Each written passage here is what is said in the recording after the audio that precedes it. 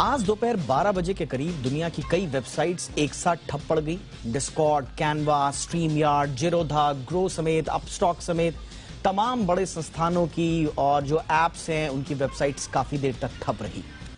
इन websites पर internal service error का message दिख रहा था। हालांकि बाद में ये आउटेज ठीक भी हो गया। अब मामला क्या है, मैं आज हम आपको समझा रहे हैं कि आखिर कैसे एक साथ दुनिया की कई वेबसाइट्स ठप पड़ गई और इसकी वजह क्या थी। देखिए मामला क्या है।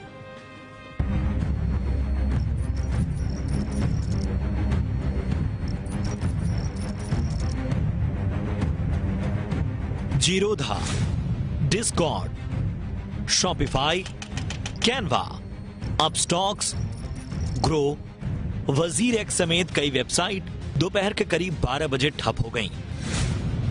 सोशल मीडिया पर लोगों ने कई वेबसाइट्स के ठप होने की शिकायत की।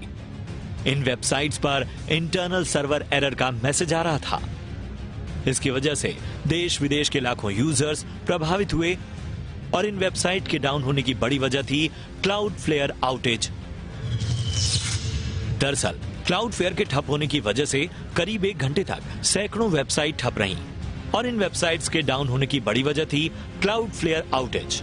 दरअसल क्लाउडफ्लेयर के ठप होने की वजह से करीब 1 घंटे तक सैकड़ों वेबसाइट ठप रहीं। क्लाउडफ्लेयर ने इस बात को स्वीकार किया और सोशल मीडिया पर कुछ यूजर्स के सूचना देने के बाद परेशानी को ठीक कर दिया। क्लाउडफ्लेयर के मुताबिक दोपहर 12:04 पर तकनीकी वजह से क्लाउडफ्लेयर का नेटवर्क डाउन हो गया। कंपनी ने कहा कि इस घटना ने उसके नेटवर्क में सभी डेटा प्लान सर्विसेज को प्रभावित किया, जिसकी वजह से CDN यानी कंटेंट डिलीवरी नेटवर्क का इस्तेमाल करने वाली वेबसाइटों और सर्विसेज में एरर आ गया। क्लाउडफ्लेयर ने बताया कि इस परेशानी को 12:50 पर ठीक कर दिया गया। अब आपके मन में सवाल उठ रहा होगा कि क्लाउडफ्लेयर के डाउन होने से क्यों सैकड़ों वेबसाइट ठप पड़ गईं? तो इसका जवाब जानने के लिए आपको पहले क्लाउडफ्लेयर को जानना होगा।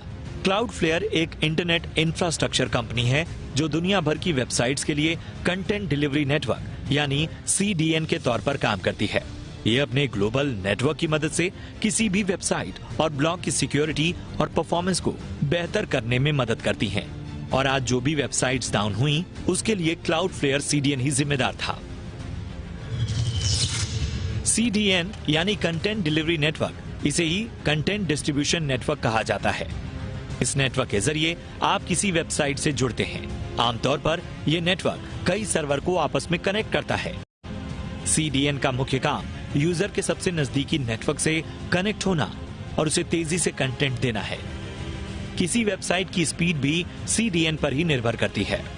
इसे एक उदाहरण से समझते हैं कि अगर किसी वेबसाइट में क्लाउडफ्लेयर CDN का इस्तेमाल किया गया है और उस ब्लॉग का होस्टिंग सर्वर भारत में है, ऐसे में अगर कोई अमेरिकन विजिटर इस ब्लॉग को ब्राउज करना चाहता है तो क्लाउडफ्लेयर CDN अपने अमेरिकी डेटा सेंटर से उस ब्लॉग के डेटा को विजिटर के लिए उपलब्ध कराएगा, जिससे ब्लॉग फास्ट खुलेगा।